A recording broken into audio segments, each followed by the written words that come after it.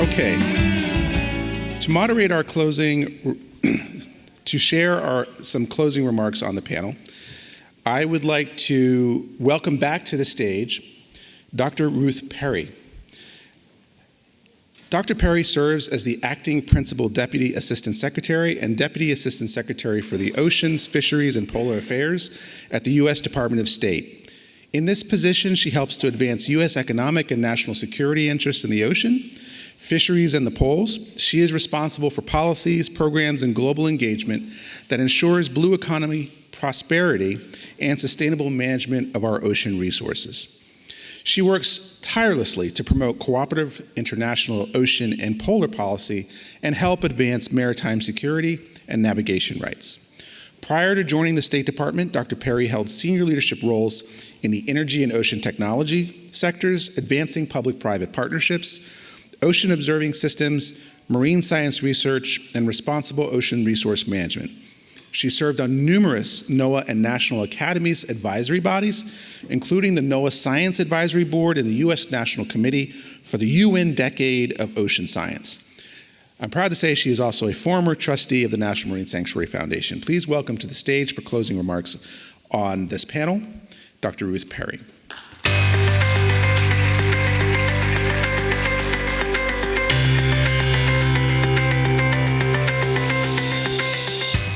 I want to thank you to our moderator, my good friend Kelly Chris. We were joking in the back that it's nice that we've grown up together in this field and we get to lead wonderful panels and many activities in the ocean space together now. And it's just a joy for some of us that have come up in our careers together to partner together. I also want to thank Joel and the National Marine Sanctuary Foundation. The organization is so meaningful. They really promote thought leadership in many of these issues. And the leadership of Joel, Shannon, and many of the other staff is unprecedented. So I hope everybody's been enjoying the last 2 days. And last, I want to thank Representative Bonamici and Senator Wicker for their leadership and inspiring remarks. I've had the pleasure of supporting Senator Wicker for many years in the Gulf of America with many of you that are sitting in the audience as we advance some of the ocean technology to explore in the Gulf and look for things that we have not seen before. And it's great. It's a great effort of partnership. I'm honored to serve as the Deputy Assistant Secretary for Oceans and International Environmental and Scientific Affairs at the U.S. Department of State. I've spent my career at the intersection of ocean science, technology, and policy trying to solve real-world problems. And much of these really have to lean on the ability to do effective collaboration and coordination. And that's not always easy when we're talking about how do we balance the uses of ocean resources against conservation. But that challenge involves people, and it involves partnerships, and it involves associations like the foundation to enable us to do that, because it is incredibly important to make sure that we can effectively manage our ocean resources. Like Joel said, I've also worked in the energy sector, understanding permitting and supporting the development of global exploration and production projects around, production projects. I also lead ocean technology and innovation partnerships to support safe and responsible offshore energy production. And this, again, as you heard yesterday, really with Shane Cantrell, so we've been able to do some really amazing things like expand national marine sanctuaries. And many of you who work in the sanctuaries areas know how difficult it is to get an expansion across the line. But again, it's really a testament to partnership. What drew me to the role of the State Department is the opportunity to bring everything that I've learned, how science, technology, policy, and communities work together, and how we could advance American interest when we figure out the right ways to partner and collaborate. We have incredible opportunities right now to position U.S. companies as leaders in ocean technology and to help our partners and allies manage their marine resources and counter competitors that do not share our U.S. values. President Trump has made it clear that American foreign policy must be laser-focused on our core national interest. The blue economy directly contributes to national security, economic prosperity, as well as human well-being and health. The ocean has always been a well of breakthroughs, fueling technology revolutions that have shaped our society, and today we're in the midst of a new blue revolution. Ocean technology is the growing driver of American innovation, competitiveness, and maritime leadership. And I have the opportunity to advance that U.S. leadership abroad. If we get this right, these efforts can strengthen supply chains for Americans, our partners, create high-quality jobs, and ensure that American standards and technology shape the future of ocean use. The United States leads in ocean technology and scientific capability that maintains unmatched research institutions. Through federal partnership with the private sector, academia, and non-governmental organizations, we continue to expand our capacity to monitor ocean conditions, combat IUU fishing, improve forecast, and reduce risk for coastal communities and ocean industries. By bolstering ocean exploration and providing commercial diplomacy support for U.S. companies, we champion the next generation of ocean explorers worldwide. Commercial diplomacy catalyzes partnerships that support the development and deployment of emerging ocean industries while expanding market access and investment opportunities. And I know this sounds like a business pitch, but the American innovation and technology sectors that we have in oceans are really global leaders. And the sanctuaries are proof points of how we can show leadership, not only in technology, but in management of key ocean resources that connect us through our cultures, our legacies, and our passions. And taking all of this abroad is really the opportunity that I have in this role. And I think while we're talking about sanctuaries today and the US, we are also taking the best of what we've learned in our sanctuaries internationally. And my opportunity that I get to showcase in this role is how we can provide those examples of public-private collaboration where governments, investors, and industry partners can work together across regions, and how we can evolve into hubs of innovation that combine our maritime history with modern enterprise, and we can take this to a number of international forums. At the G7 this March, we championed the use of technology in managing marine protected areas and private sector financing models and partnerships. We didn't just advocate for this approach, we used our sanctuaries to demonstrate how this can work. We shared examples, we brought in partners, and we continue to elevate the role that sanctuaries can have in preserving our American heritage, our American legacy, and that we can do so with the most robust environmental stewardship and partnership. This is exactly the kind of approach that I'd like to take to OES as we move through other international fora and as the US hosts the G7 next year. Because while we celebrate 250 years this year and our nation's underwater parks, it would be amazing to showcase those on the international stage next year as the US hosts the G7 among many other opportunities. So I continue to look forward to partnering with many of you, and be assured that we're taking the U.S. leadership that we have in sanctuaries abroad and where we can really lean in and deliver prosperity and security for America and our partners around the world. Thank you.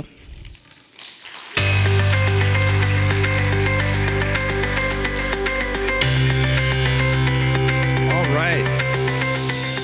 Well, we have some really, really interesting closing keynotes to wrap up our 2026 Capitol Hill Ocean Week ahead of us.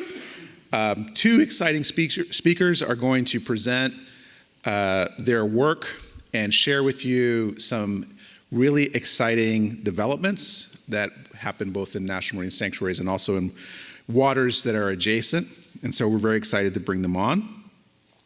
And to help moderate our closing keynotes, I want to bring someone back to the stage who was on a little earlier.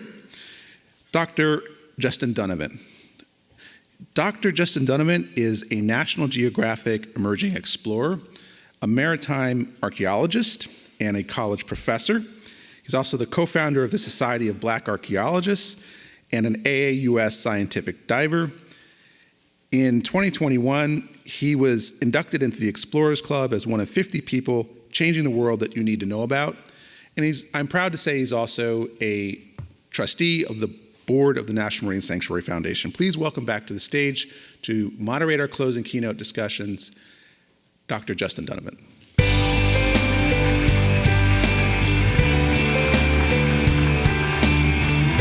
Thank you all. I know it's the last sort of panel closing out keynote for the night, and I am honored to be here to moderate this discussion. I think we have a wonderful series that's going to close this out and really bring it back home and talk about this idea of the last sort of program here, but also the current projects that are currently happening and changing the ways that we think about, understand, and interpret what's going on in our marine sanctuaries.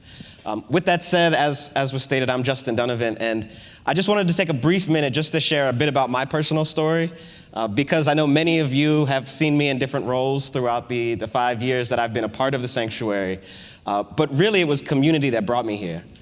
I started out as an archaeologist and really thought I was going to be working on land for all of my career.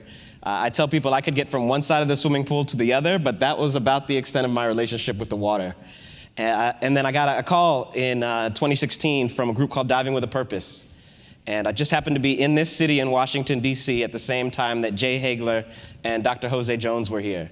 And they reached out to me and told me that they were working on looking for slave shipwrecks with the Smithsonian's National Museum of African American History, and they had never met a black archaeologist before. And I said, well, that's great, because I had never met a black scuba diver before. And from our conversation, we decided it would be apropos to join forces and see if we could, one, train more divers in archaeology, and then train more archaeologists into diving. And I can say now, 10 years later, we've seen this story come full circle. Jim Delgado, who we honored earlier in the program, was a very key, pivotal person in that relationship. He's the reason that I was able to work on the Catilda, the last slave ship to come into the U.S. as an archaeologist. And it was really working with him and working on that ship that I not only unlocked a piece of American history, but I unlocked a piece of my own personal history. I found out that my grandfather is buried in Alabama, and then that led me on a path to then try to really understand how it is that we connect to our oceans and to our waters. So with that said, I want to open it up and really bring this conversation back full circle with two great keynote speakers that we have for you tonight. I'm going to start it off with Tāne Casserley. And Tāne has really been doing pivotal work in this space. He has been with the sanctuaries for 25 years, which is not a small feat, so almost half the extent to which the sanctuaries have been around. And Tāne has really transformed not only how we understand sanctuaries, but also how we interpret sites and interpret our marine heritage. So I want to invite Tāne onto the stage to share with you some of the work that he's been doing at the Monitor National Sanctuary.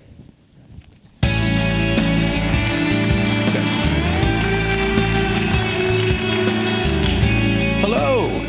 It is a pleasure to be here at CHOW 2026.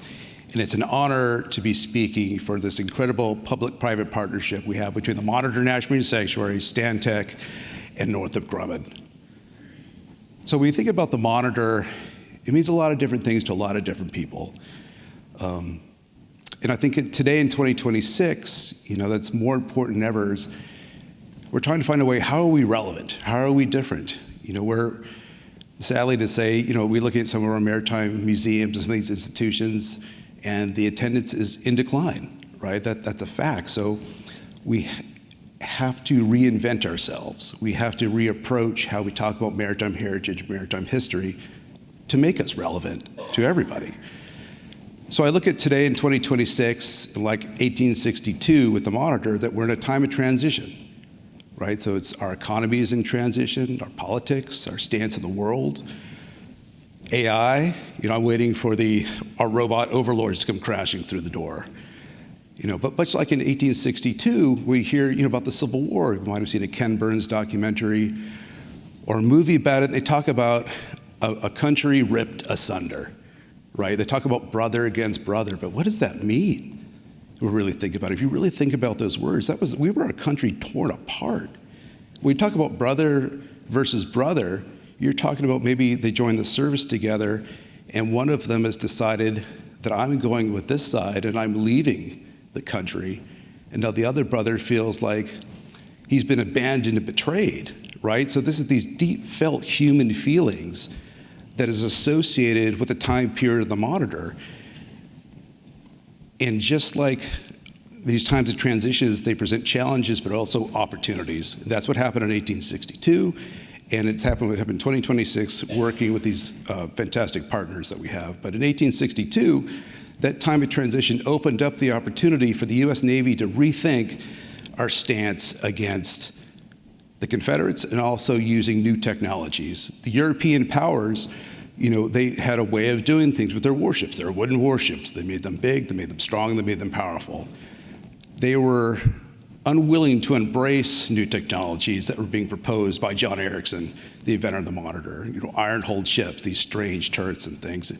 And it took the Civil War with considerable losses by the Union on the land front, and then the taking of the Gosport Navy Yard and the construction of the remnants of the USS Merrimack to create the CSS Virginia. And it was advertised widely this was being done, and it was an act of it was a campaign of terror in the media, right? The South wanted the North to know, we're building these vessels, we're coming towards you with our land forces. You cannot stop this Confederate iron monster that we're building that could sail up the Potomac and potentially shell the White House. What are you gonna do? So imagine without social media and phones and these ways to really understand what's happening, right? You're getting it through the newspapers, you get it through your friends, people coming down, and you're in terror.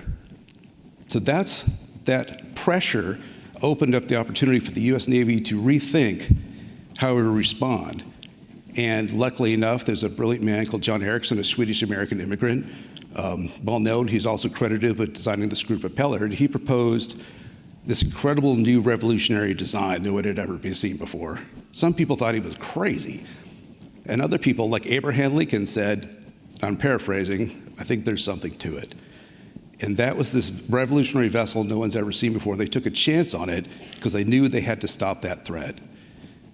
When I think about Monitor, it's famous for the first rotating gun turret in the history of the world, right? It's revolutionary design. And those are all wonderful things we should talk about, but those are mechanical, those are cold facts. And I think we can do a better job by getting to those same end stories by talking about the people that made them happen, right? The people created these innovations, these inventions. They manned the equipment and they died with the equipment, with the Monitor.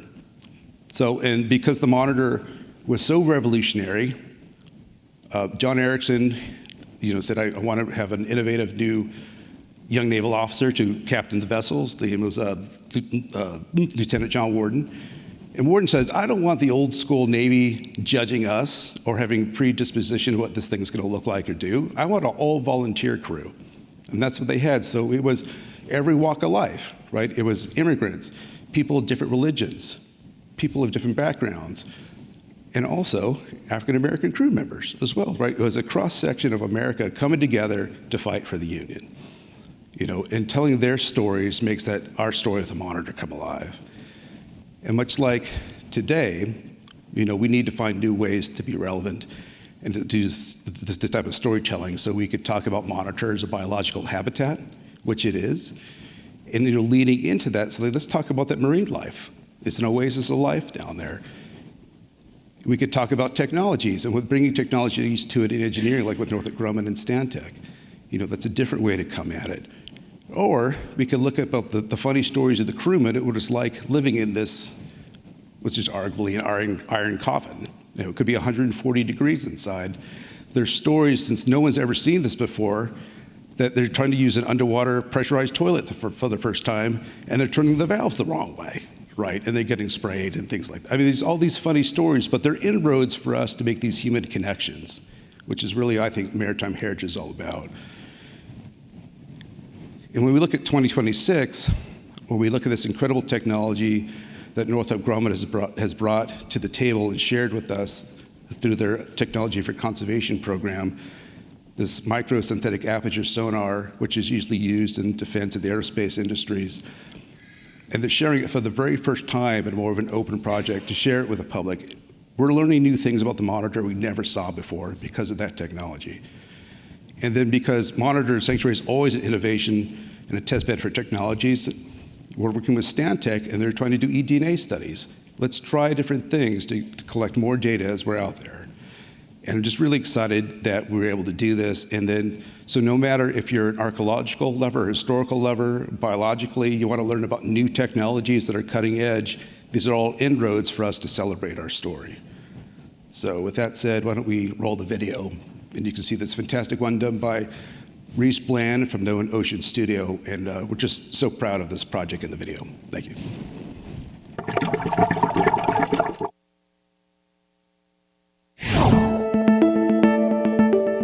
2025 is the 50th anniversary of the Monitor National Marine Sanctuary, our first National Marine Sanctuary. And we're so excited to celebrate that milestone. You know, we celebrate the wreck's historic legacy, what it meant to America. This is a little ship that saved the Union, right? And it was such an incredible technological marvel that I feel incredibly proud now that they made the smart choice by making that our nation's National Marine Sanctuary and set a whole precedent, I think internationally too, about how important these shipwrecks are to our cultural heritage. Well, I think what people find most surprising when they come here is just how many shipwrecks there have been. There have been really notable ones like the Monitor that especially Civil War and history buffs know and have heard of.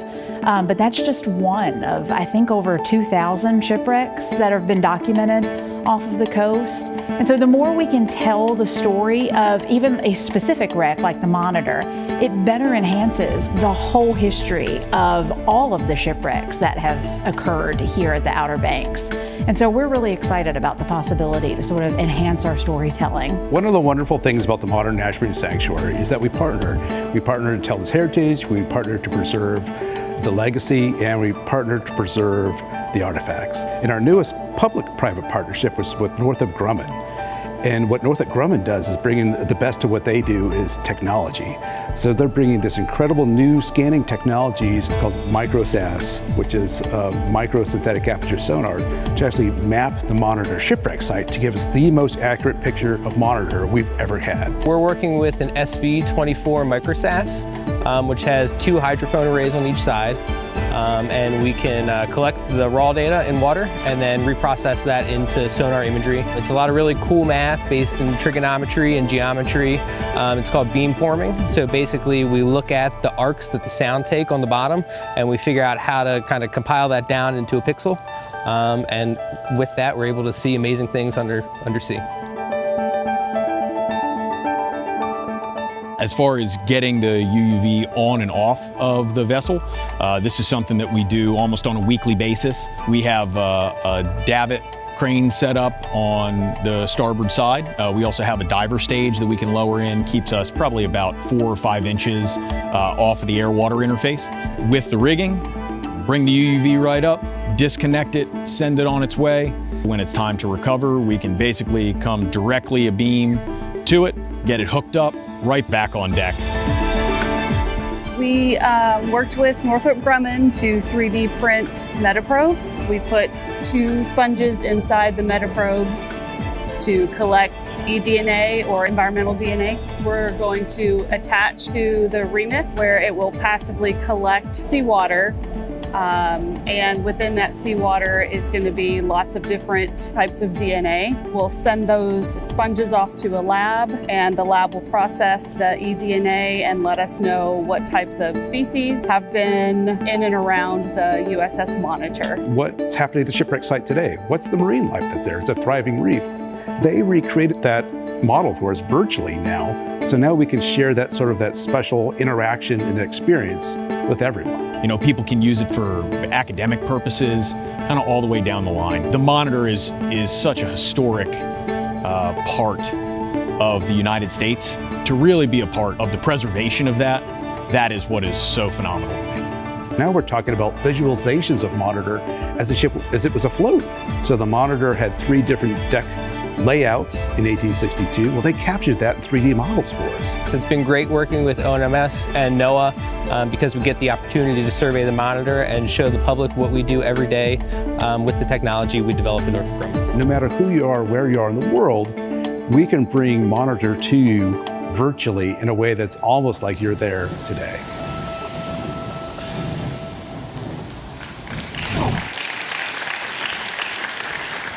Yeah, so that video does such a wonderful job. You know, it's such a visualization story, but it really is. You know, and you saw some other images in there that we did work with the U.S. Navy to recover about a fifth of the shipwreck between 1998 and 2002. It's 200 tons of the shipwreck we recovered. It's the largest metals recovery project in history. And our home base is at the Mariners Museum and Park in Newport News, Virginia, where we have our visitor center with the sanctuary, the USS Monitor Center there, as well as the Baton Conservation Lab where the turret and the engine, all the different parts and pieces, thousands of them, are currently being conserved in the largest metals conservation lab in the world, again, dedicated to Monitor. But so that's the exciting thing, is that, you know, we have traditionally gone into these museum spaces and seen things in cases with a bit of a description on the side, and we can still do that, but we can also innovate and work with partners and come to you from different angles. So any way perspective you want to enter the Monitor story, we can provide that for you. And just in closing, I want to share something very special about the Monitor and its longevity. And this is written by the Monitor's surgeon, Grenville Weeks, after the sinking. So he said, "We had left behind us one more treasure added to the priceless store which the ocean so jealously hides. The Cumberland and Congress went first, the little boat that avenged their loss followed. And both noble souls have gone down. Their names are for history, and as long as we remain a people, so long will the work of the Monitor be remembered and her stories told to our children's children." Thank you.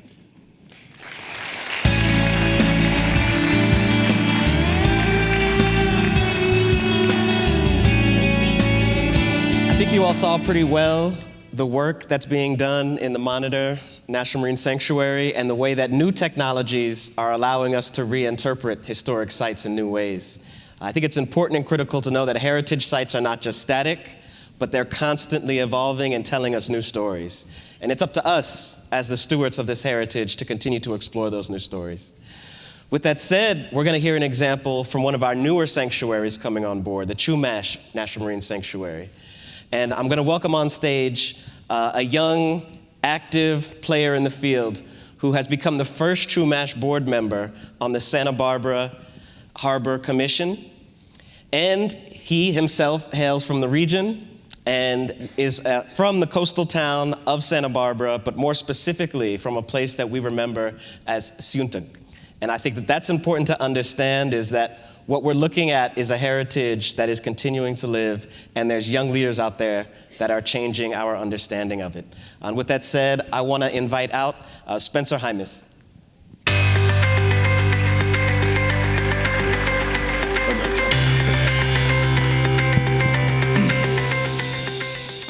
Haku Haku. My name is Spenser Jaimes, and I'm Smuich Chumash, a descendant from the coastal band of the Chumash Nation.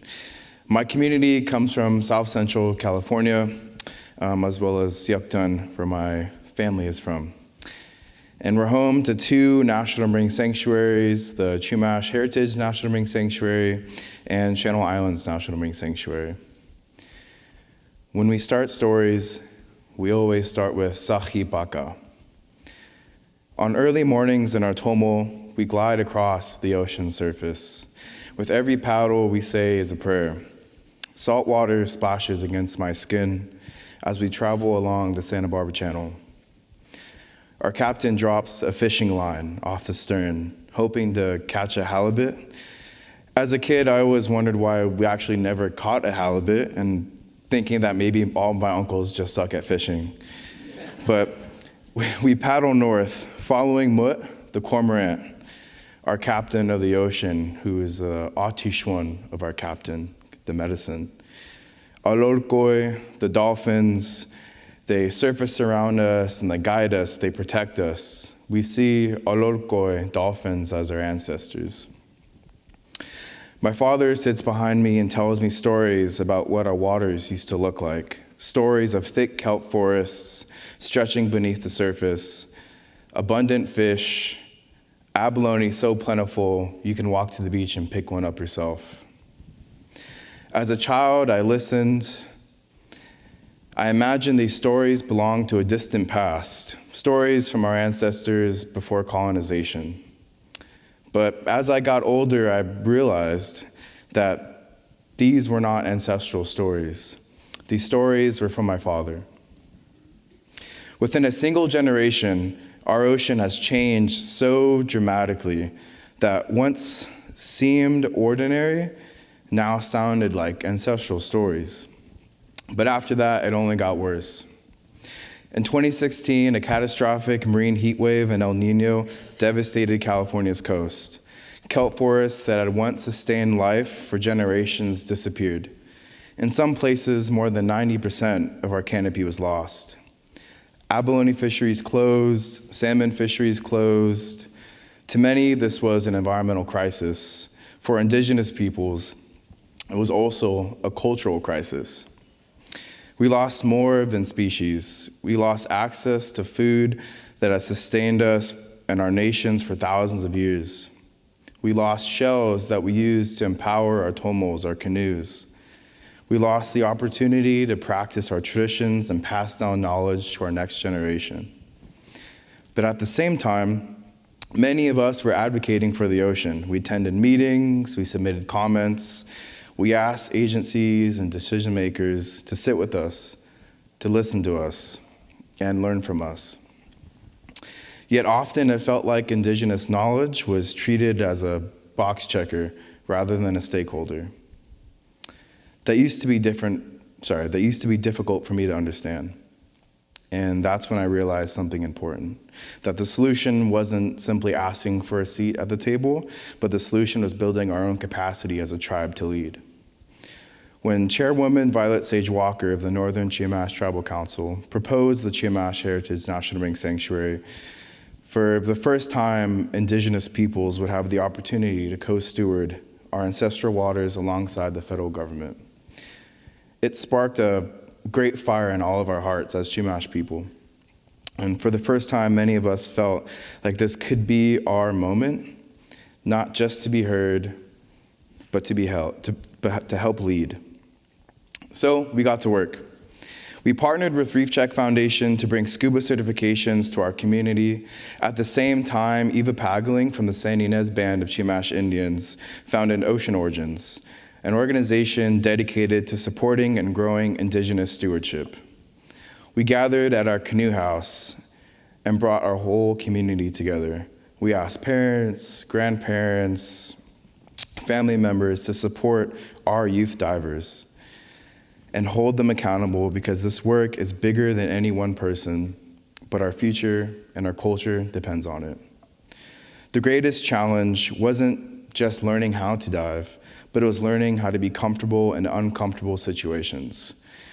We worried about failure, not for ourselves, but for our community and our ocean.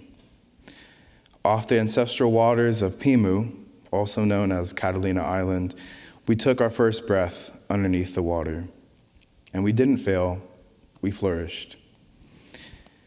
Our first cohort achieved a 100% success rate, earning open water, advanced, and rescue certifications.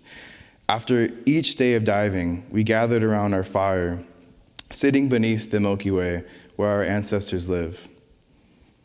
We danced and we sang. We sang our island songs, our creation songs. We sang songs that honored each of the animals that we saw.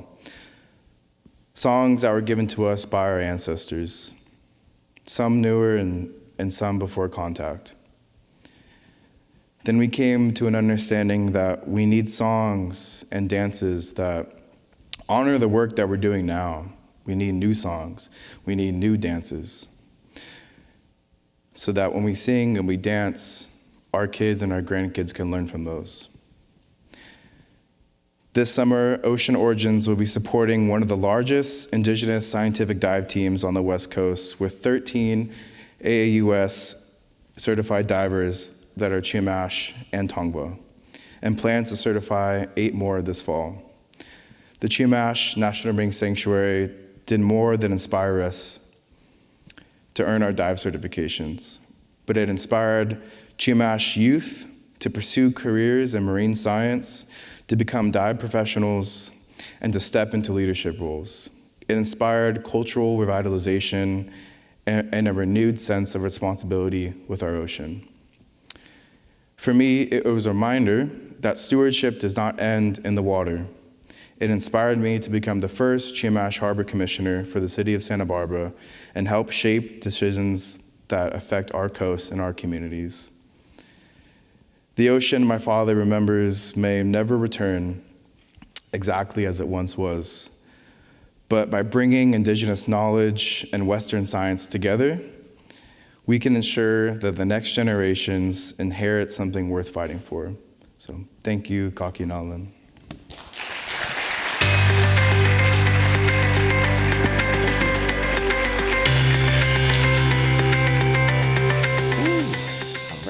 I think that leaves us on a good high note to understand that the future is bright for marine sanctuaries. And I want to encourage all of us to begin to think about what it is that we can do to continue to reanimate and to ensure that these sanctuaries are around for another 50, 100, and perhaps even 7 generations from now. Nainoa Thompson opened this talk today saying that sometimes voyages come from dreams. And I think we've seen here that we have a group of dreamers among us, and the work that we're doing individually has the ability to transform us into the future. I hope that my dream now is that we can begin to work together, and maybe I can dive in Chumash with Spenser, and he can come with me on the Henrietta Marie or the Clotilda, and we can begin to share this history that we know exists underwater, that we haven't had the full experience or the full ability to share. With that said, I want to welcome back on stage our CEO, Joel Johnson.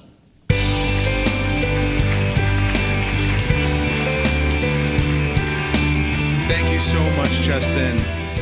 Thank you, Spenser Jaimes. Thank you so much for your inspirational words. Thank you, Tāne Casserley, for taking us on a journey to monitor and helping us to understand the power of these very special U.S. protected waters known as national marine sanctuaries. I think these sanctuaries, I hope, and the stories that you heard are reflections of the waters that you care about at home.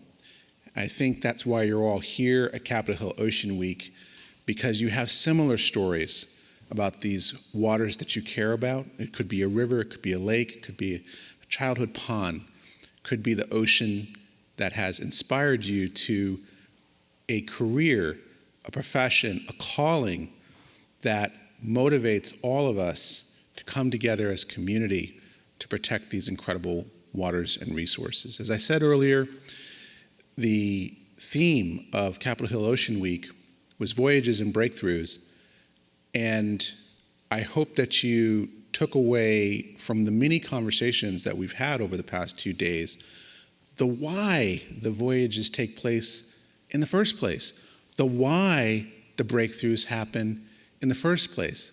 These are not shipwrecks for shipwreck's sake. These are not technologies for technology's sake.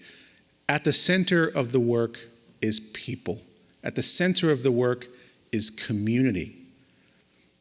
When we say ocean, when we say Great Lakes, when we say rivers, we are saying community, that we are a part of the community and these waters are a part of us.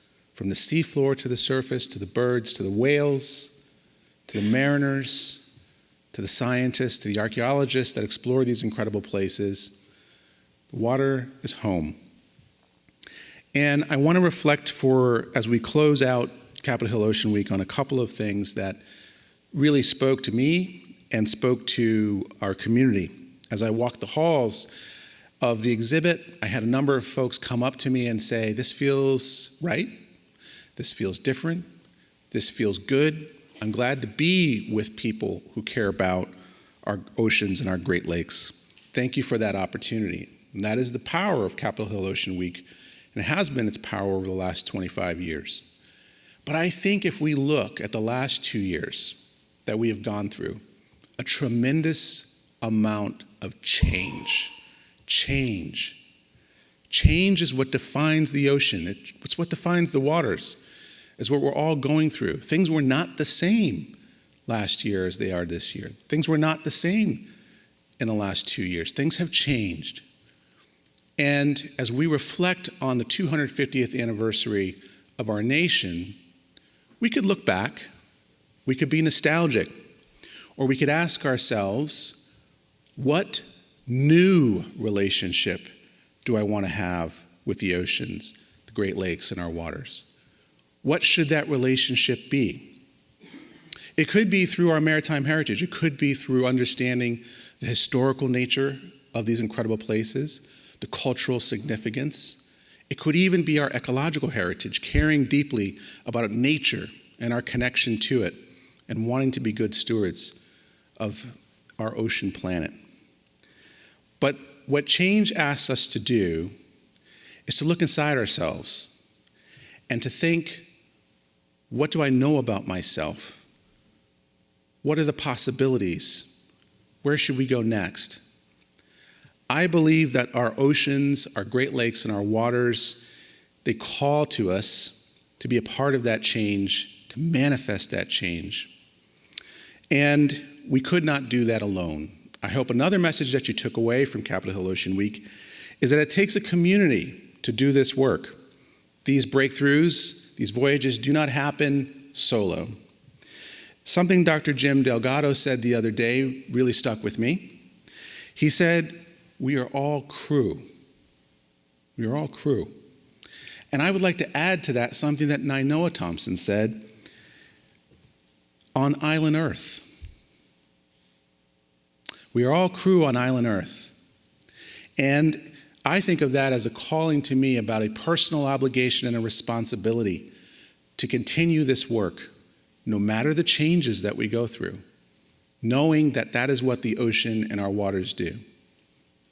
So I want to close Capitol Hill Ocean Week by saying thank you and offering my gratitude to NOAA for being a fantastic partner in helping us to execute 25 years of Capitol Hill Ocean Week. Thank you, NOAA.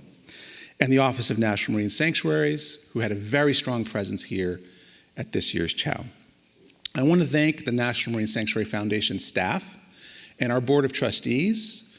We had a majority of board members here meeting with our partners on the ground and connecting with this community, so thank you for making that journey.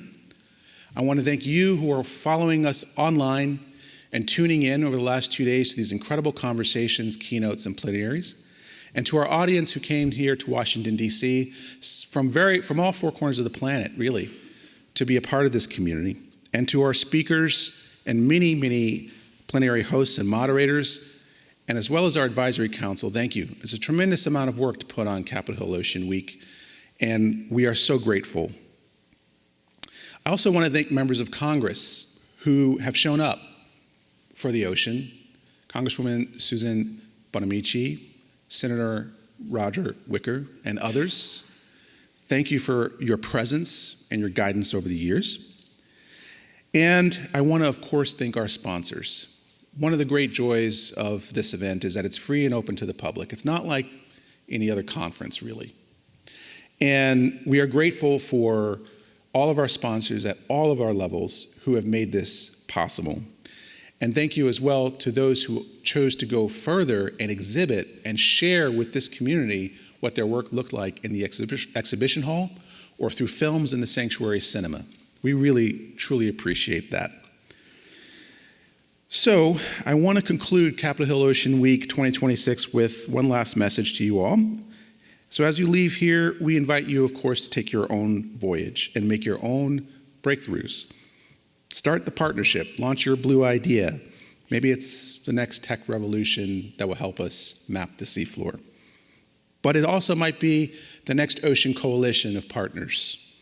Inspire the next steward, support your local waters, or champion the innovation that moves us forward, because the next chapter of ocean conservation, maritime preservation, community leadership, it won't be written by any one organization or any one generation alone.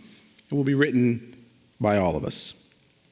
Thank you for being a part of Capitol Hill Ocean Week 2026. Safe travels to you all, fair winds and following seas, and we look forward to seeing you in the future. Thank you.